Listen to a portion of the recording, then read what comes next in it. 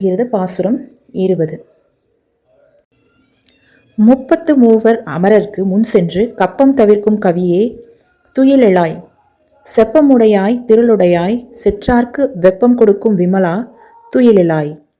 செப்பன்ன மென்முலை செவ்வாய் சிறு மருங்குல் நப்பின்னை நங்காய் திருவே துயிலெழாய். உக்கமும் தட்டொலியும் தந்துன் மணாளனை இப்போதே எம்மை நீராட்டலோர் எம்பாவாய். இதோட பொருள் என்னன்னு பார்த்தோம்னா, 33 கோடி தேவர்கள் இருந்தாலும் அவர்களுக்கெல்லாம் முன்னதாக சென்று பக்தர்களின் துயர் துடைக்கும் கலியுக தெய்வமே நீ எழுவாயாக.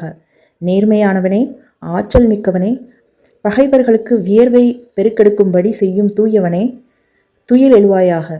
பொற்கலசம் போன்ற மென்மையான ஸ்தனங்களும் பவளச் செவ்வாயும் சீற்றிடையும் கொண்ட நப்பின்னை பிராட்டியே, லக்ஷ்மிக்கு நிகரானவளே துயில் எழுவாயாக.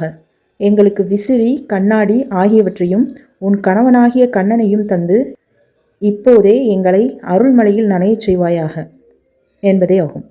இதோட விளக்கம் என்னன்னு பார்த்தோம்னா, கண்ணனின் திருக்குணங்களையும் நப்பின்னையின் அழகையும் வர்ணிக்கிறார்கள் ஆயர்குல பெண்கள்.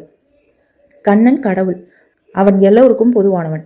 அவன் நப்பின்னைக்கு மட்டும் சொந்தமானவன் என்று எடுத்துக்கொள்ள முடியாது என்பதால் அவனையும் கேட்கிறார்கள். உக்கமும் தட்டொலியும் ஆகிய விசிறியையும் கண்ணாடியையும் ஏன் கேட்கிறார்கள்? விசிறியினால் காத்து வரும், வீசுபவனுக்கு மட்டுமல்ல அருகில் உள்ளவனுக்கும் சேர்த்து. நம் செயல்பாடுகள் நமக்கு மட்டுமன்றி பிறருக்கும் பயன் தருவதாக அமைய வேண்டும் என்பது இதன் உட்கருத்து. கண்ணாடி உருவத்தை காட்டும், ஆனால் உருவத்தில் ஒட்டியுள்ள அழகையோ அழுக்கையோ தன்னில் ஒட்டி கொள்ளாது.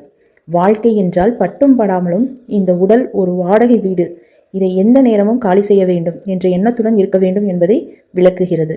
ஆண்டாளின் கவித்திறமையில் ஒளிந்துள்ள மறைப்பொருளுக்கு ஈடேது.